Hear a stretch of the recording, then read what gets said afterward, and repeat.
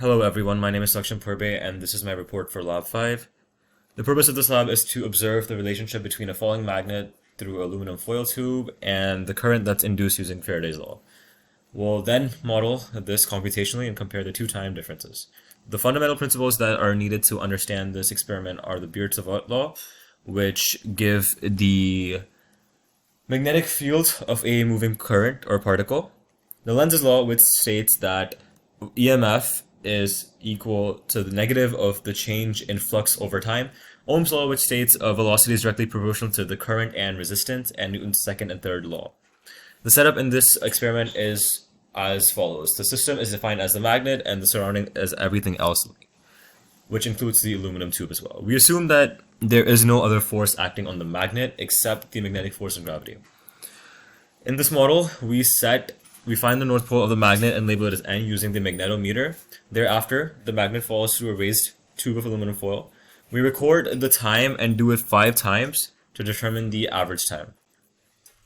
We derive the length to be 0.3 meters, width to be 0.006 meters, the inner radius to be 0.02 meters, the radius to be 0.032 meters, mu to be 3.22, mass to be 0.023 kilograms, and the average time to be 1.25 seconds, which was then again calculated by taking the average of these 5 time values. Why can't we use a ferrous tube? Because if using a ferrous tube would contain iron, that would in turn become a strong induced magnet and interfere with the falling magnet. What happens to the magnet?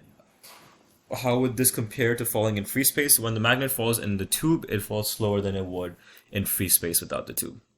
Here is the code. Here you can see that we have the code written out to calculate the magnetic field of the bar magnet.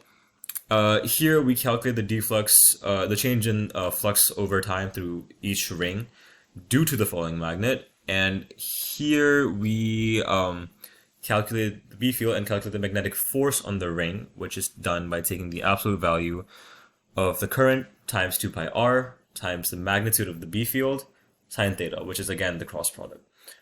Here we are simply applying Newton's second and third law, which state that the final velocity is the initial velocity plus F net over mass times t, and the position is initial position plus the velocity times time. Again, this code here was derived from the code from Lab 3, and this was done following the instructions of Lecture 43. As shown here, the average time in tube was 1.296 seconds, and you can see the blue and red coloring in the tube, which is significant, which will be discussed shortly.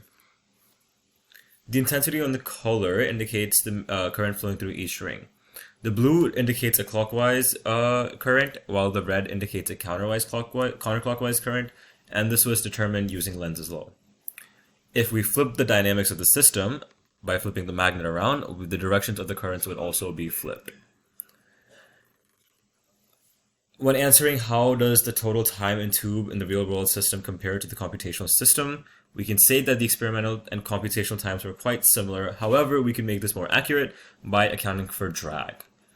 And why does the shape of the velocity versus time plot tell us and about the forces acting on the bar magnet? We can see when initially the forces are not balanced and therefore there are fluctuations in either directions. However, they eventually balance out. What if the resistivity of the conductor were reduced as close to as possible to 0, and how would the dynamic of the falling magnet change? Well, there would be an increase in the upward force acting on the magnet, which would result in the magnet to stop from falling. What if holes or slots were cut into the tube, and how would this affect the ring current in our model? Because of this, the normal flow of current through the ring of current in the tube would be disrupted. As a result, the braking force would also decrease. Thank you again so much for your time. This was Lab 5.